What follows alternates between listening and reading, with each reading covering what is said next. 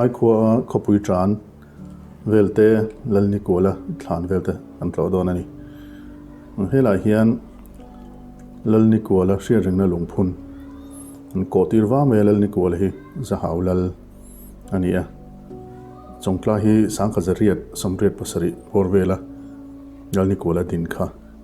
ani ome ti chuan hei a hria ringna lung an phuna helai huna hian anti moi anti nal khop mai asiam vel po hau tak viu mai thei ni ten lung sang dak mai an phuna helai alunga hian zia thil zia ti sang sang oma alung donate tu te an zia boka chuan lal ni kola hi lal ro pui tak mai ania tin British ho sap ho kan ti maya khang ho ten po khan in kuang mai tak mai an nia an relation kha athaviau ani ome ni la hian a lung phun ro pui deuh mai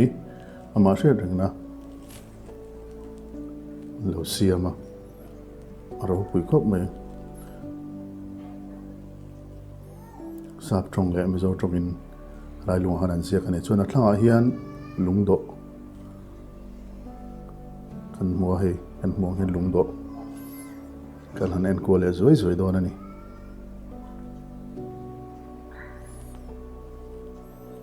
lungdo theu theu hi ai nang lo khop me thren khata chuan hei te hian chin nei ni om tak ani lai hmuna chuan oma hun thren katai chuan an phun satlia topa aziak klem lo te po alunga thil ziak lem lo te po oma hun thren kata chuan lai hmuna chuan hei thlan lung hawa hian lungdo a hian an ziak nual maya a rei to mel khop mai hei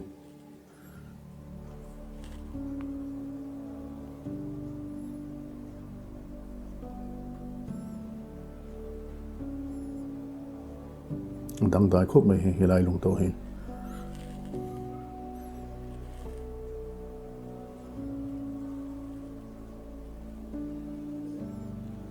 azia khi hain te chiang khop mai dau khama lungphun ti ni a thla tu te hilal sai lo van noi thanga chung nunga ti devel ani a sang khaja kuwa somni pakwa an phun to ni hi rei to khop mai khuwa soma sa thu te nupui pathuma nei thu te khuwa zathum anei thu te lai lunga hian an ziak ani sial somli atal boka chuan sakei patni sai za somruk pare ta ka boka aro puyom hle mai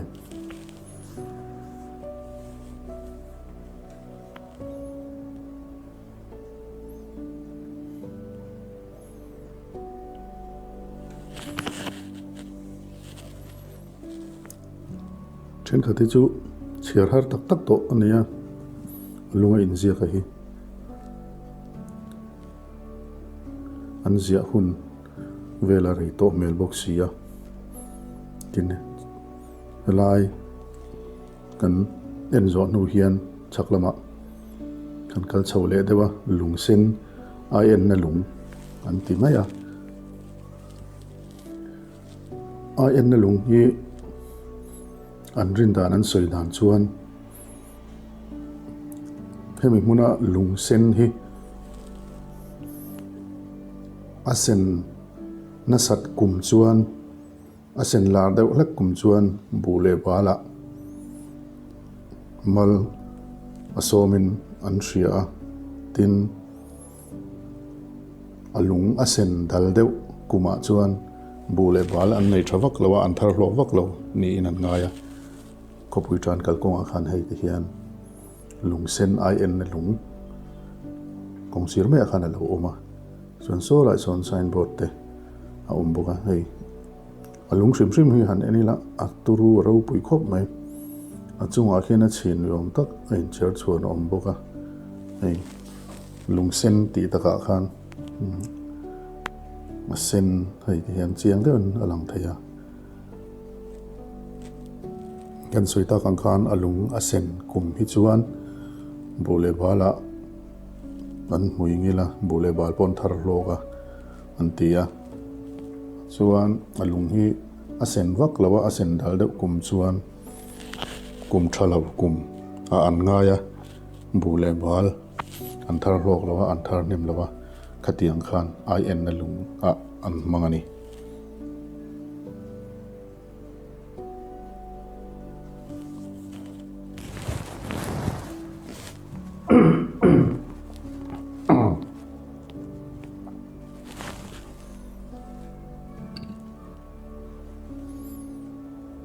turu khop mai hai bel chen tham zet chu ni alian asang box sia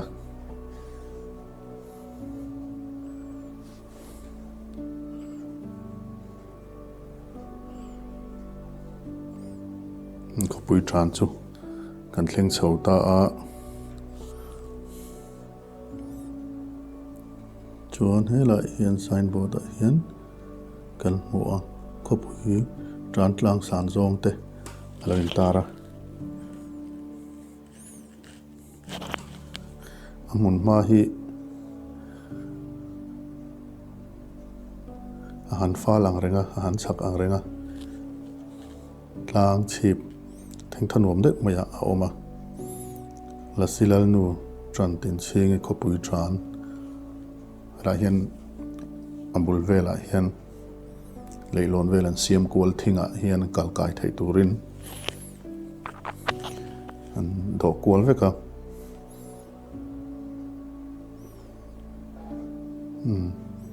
an leilon siama chuan hei kan lon chinanga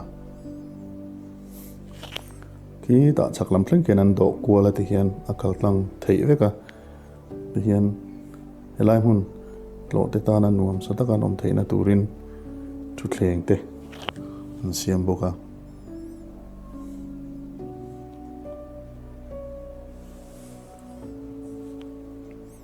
atlang chipa hian langsar takin hei cross lian pui mai an lo phun boka rala tangpon hei chu lang chiam tak turani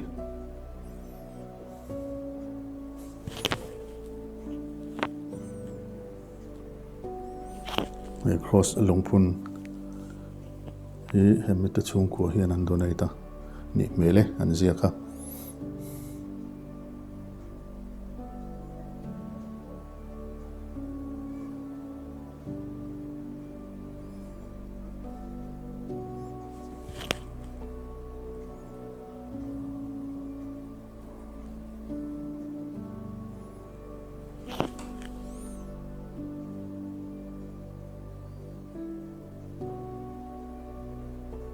kan soita kan khan amun lai vela hian thil chi hrang hrang pipu te an siama tin leilon te khan thinga thutna te an lo siam boka hian ramsalim chi hrang hrang kha alim an siam kha an lo da boka chuan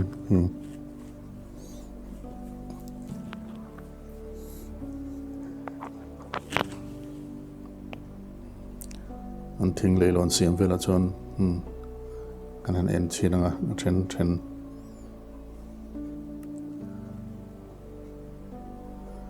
leilon hi arin om thokata amaro chu rei tak chu rin om tak jona om thei mel lawa thing ro tani wangin amoi ve thei dona chuan hei leilon an siam phei zui me hian solam apia mual lampang ain po thei turin te hian thir lein siama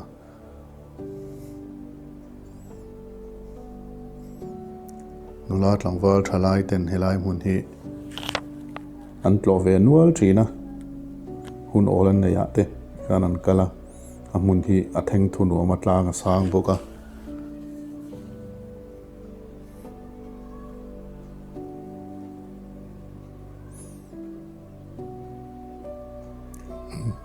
tiang hian thing kunga leilon te hian an siam phei zui me te hian ara le lampang ami kha te hian ava po thei ta ni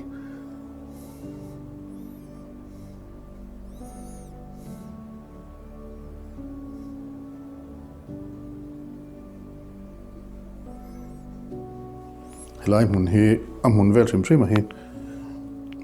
chung tai khua te hian an enkol thang reng ve maya chuan nung cha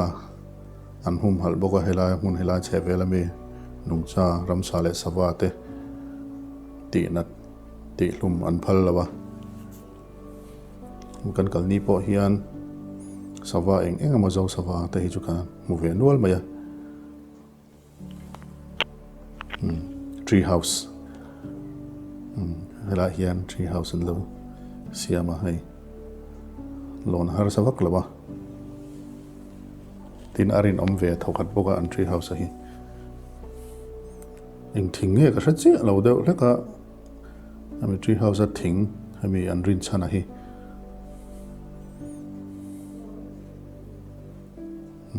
hian ai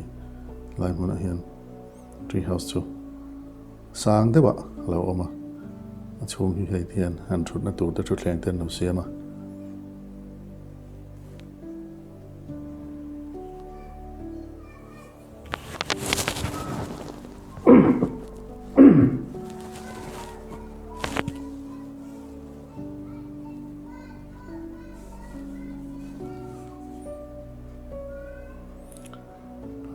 tree house atang kan hei hoi thlakin alang thui khop maya alang nem khop mai helai mun atang hian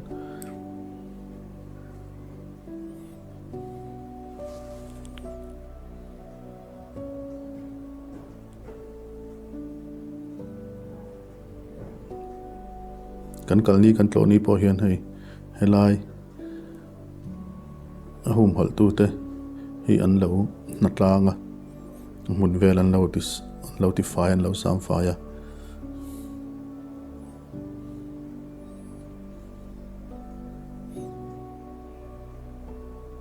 krem chang an khop mai he ti hian thingkung lian deuh kal kai thei mai tur khan te khan le lon rem chang takin an lon do chui mai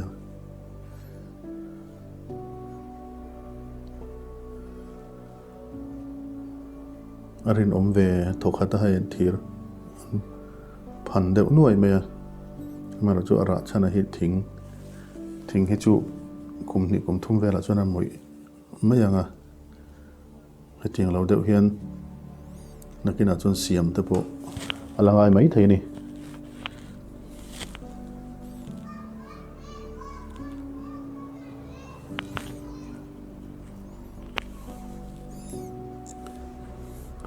thalai nau pang chenin helai hi kal atin wong khop me kan soita kang khan tree house te an siama leilon ten do kola thing tikhan la deuh do mi te kha ain kal po theya leilon an siam hang hian khan adoi deuh chu an kal vak ngam lawa amaro chu thalai tam jok chu an kal ngam karinga thing vela hian hei om velte trawanau ban te thing sam ti velte au pat to mel khop mai helai mona thing ho hi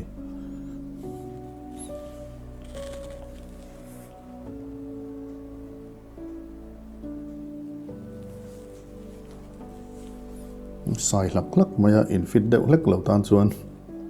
ala om ve mai thei ni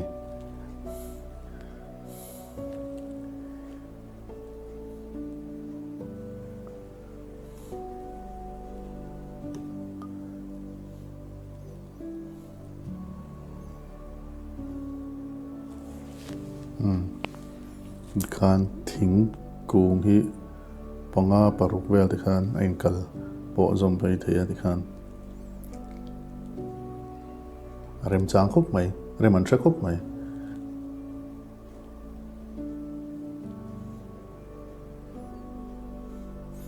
pi pu ten suya tu thleng te an siama khan le lon te an siam chawa an khu lai khuan museum an timai museum turan siam boka eng chi angen da don kan thre lawa chu kan an lo mai nga chuan lasir chantin chingi puk lampang kan kal thla anga athang loka hian athang me hian oma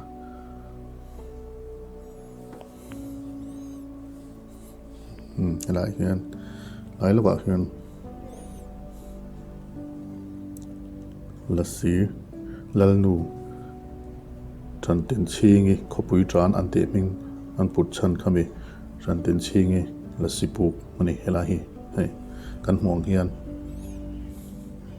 thim de uru maya apu ki achep angrenga kan lun vek lo maya atopa son amutna ni omang tak kha a om man tia sa chu achep de ule ka wang kan lut lo me nga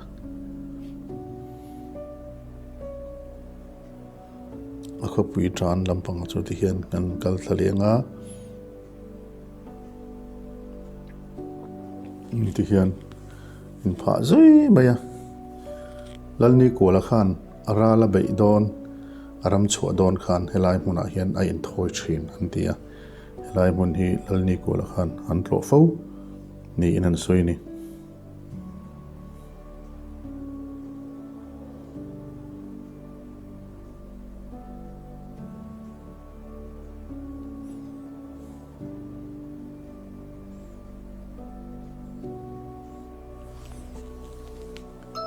matlang pama hian ti hian kal na hi a om phei zuya kal hi a hla om lem lawa a von ban tur ang chi von na tur chi thir hi an zam phei nual boka tin hemi alung bang sir hrim hrim hi kal hi a har chalawa hei ti hian kan hmo hian alung bang kha var zui maya aturu khop me phar duai maya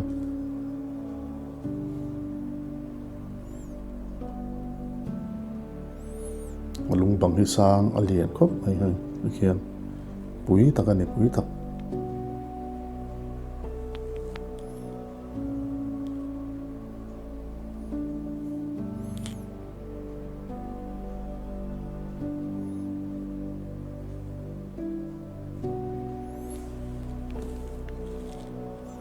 lung bang vel hi hai ti hian a then lai hi chu rem deuh deuhin a puk deuh lek lek ten alo awma a bulah hian thing upa deuh deuh mai awm bawk a chuan helai hmun ve thung hi tran tin chingi puan ta na hmun an ti mai hei helai zol hi la silal nu tran tin chingi puan ta na hmun an ti ni helai a khang ki hian hei ki lai chak tang khan zu mu theya tran tin chi ngi pon ta na sol lai po hen chin chian an lo zia ka hei ki hian helai tang hian khuwa lang nem khop mai kan kal ni hi a fu lu tuk lawa khuwa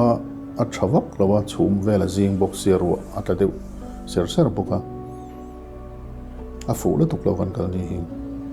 khodang han hoya han zoom vel vak kha a thei lo ni hei helai zola hian la silal nu tan ten chi khan pu anata thini in an soi ni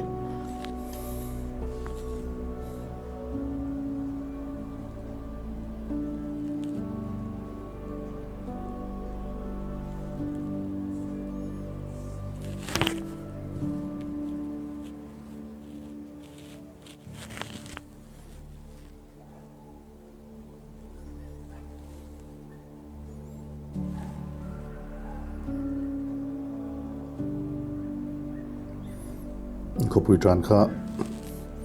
an han thlir ko le thuak thuak anga a pui aro pui em maya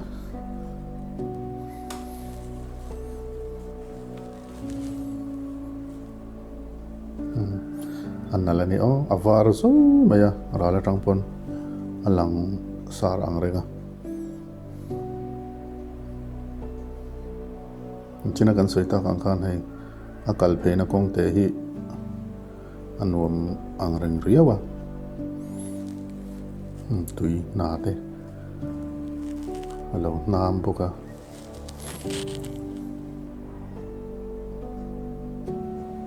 kala hlawm lo fit lo deuh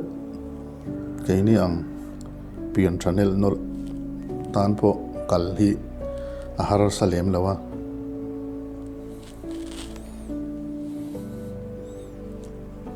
fit vak lo kan thian then khat te an hming soi lo mai la chung ho mal pang pong ve deuh theu thur ho tan po kan la har savak don lo ni lai mun hi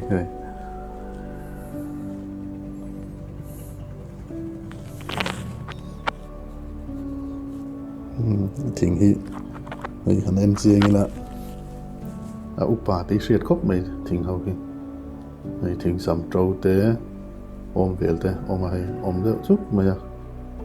naw ban kan ti te naw ban le tro chi kan ti te hai thing sam te alo oma le tro chi naw ban chi dang deuh mai mun na kan mu vak lem lo te po lai mun a hian alo oma hei kan soi ta ang khan heng te po hi mun da chon tam lu tuk lem lo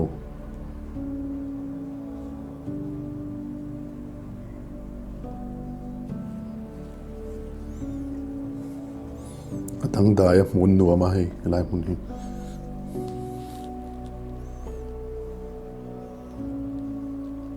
nào ban làm bằng chân chín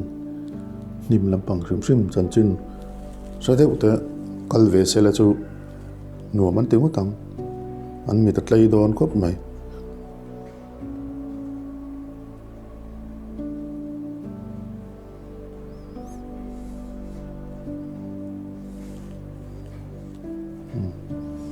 lại thỉnh hi mà có mày hay đôi điều ông tắc mày bằng ai là trâu à cho nên ta chỉ cần chuyển pa va là trong ai cô cần chuyển pa va là vì nam mình kalpui hay phải cốp mày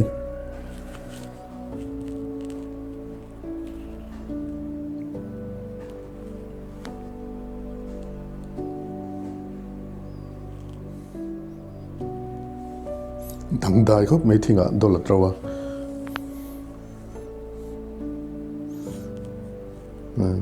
lại thing hậu về thì nặng khóc mày ta hẹn cần mua lên về mấy thế này lại của hiền lung bang var về thì liệt chín mía là liệt chín là chỗ al mấy thế muốn chân cả ta lung bang về là tiếng al var hi al đủ chuyện cốp mày thì khan kan du tok don haya nga drone footage wel kan an enanga ti hian hei chen kan soyang khan ki arala tang pon na khapui ta na ki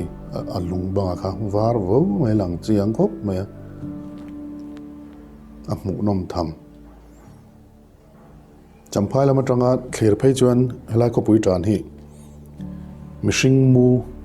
mu ang se phian oma narte mui khabe ang chi vela hi ain rem fu khop mai champhai vela ma tang chuan helai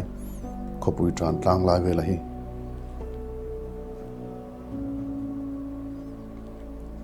hemi atlang bul asir thla lampanga hian a khothlang lampanga hian ngo thadeu mai an nei boka an humalat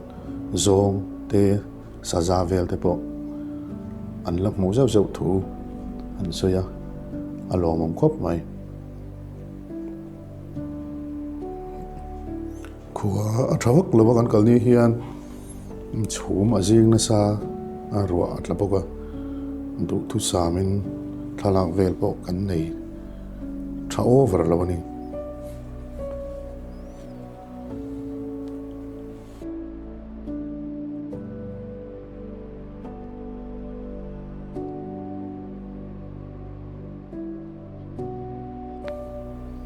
rala tangpon lang deuh lur maya tikhan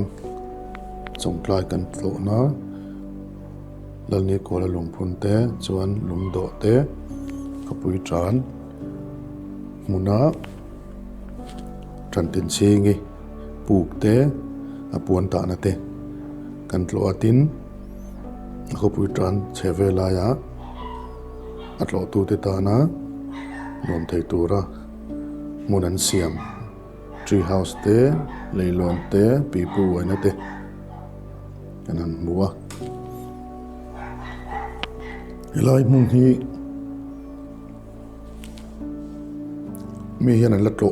tam lu tuk lawa ala kal ve lo te chuan tlo ila aman hla a kan mizo history mun poimo tak pakhat angi wangin kal ve ngei tumela akal kong hi chongtlai ko tangin a hlavak lawa akal kong hi a che over lawa chu fang chuan car te pon akal thaya two wheeler te tin motor lian chu du thu sam ani boka tiang chuan helai hmun hi tlo ve ngei kan tum don nia